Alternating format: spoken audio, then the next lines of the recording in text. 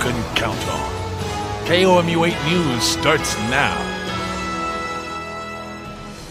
We just made it our goal to help other people and make sure this didn't happen, and I just can't give up on that. This father is frustrated. A state law he tried to change did not change through no fault of his own. He was trying to make sure other families don't have to feel the pain he feels. Tonight, in a Target 8 follow-up, we track a coroner's bill that would add training and stricter standards. Good evening, everyone. I'm Jem Reek. And I'm Emily Spain. Thanks for joining us. We first exposed the issue last year and have been following it ever since. KOMU8's Target 8 Chief Investigator Ryan Takeo joins us now to tell us how what many thought was a done deal actually stalled on the governor's desk. That's right. State lawmakers actually passed this bill last session, but the governor vetoed it in July. We found a last-minute add to the bill that had nothing to do with coroner training led to the veto. Target 8's Marissa Rios talked to the family we've been profiling the past 2 years, and she joins us in the studio.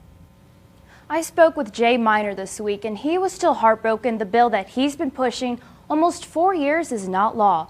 In this last legislative session, he thought they'd reach the finish line, only to be disappointed at the bill's final step. All the reports in Jake's death were inconsistent. The coroner had so many mistakes, it was just unbelievable. 8.5 years later, Jay Miner is still trying to find justice for his son, Jake. This bill was created to give the coroners training because currently there is no training or qualifications in the state of Missouri for being a coroner other than being a resident and being a certain age.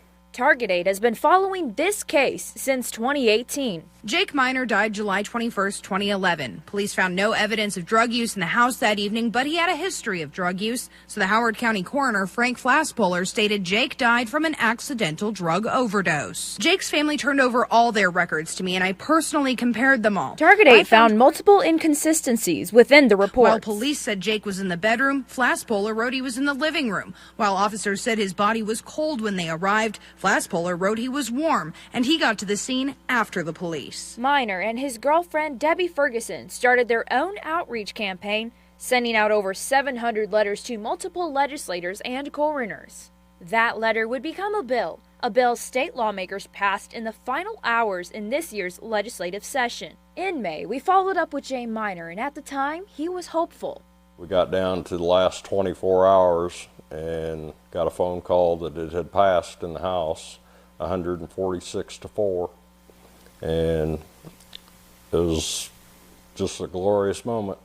But in the weeks following, Miner learned a different state senator snuck in an amendment to the bill. It kind of made it under the radar until it got to the governor's desk.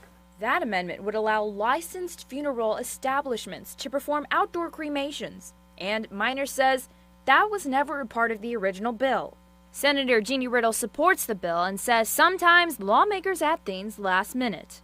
There just was not time to strip it off and go back and forth as it has to through the process. When you only have a few days left, people try to make their bills fit on other bills. With no time to spare, Governor Parson vetoed House Bill 447. Very frustrated. Our first goal was for exposure for what had happened to us, and then our second goal was to try to make sure that we could get this bill passed so this didn't happen to other people. But Miner says this is not the end of the journey. He's left with tears, but he wants to fight for justice for his son and other families. Yeah, we're not going to stop. Like I say, it's heartbreaking when you hit a dead end, but I know we will get this bill passed. We have some good help, and I know it's going to happen. We're not going to quit. We're telling you this story tonight because in just about 2 weeks, both Senator Riddle and Representative Hawks of Warrensburg plan to pre-file the bill for the next session. I reached out to the Governor Parson's office and State Senator Holzman, who added the amendment, but did not hear back from either. If you want to learn more about this case and see our previous reporting on this story, go to our website at komu.com. For this Target 8, I'm Marissa Rios.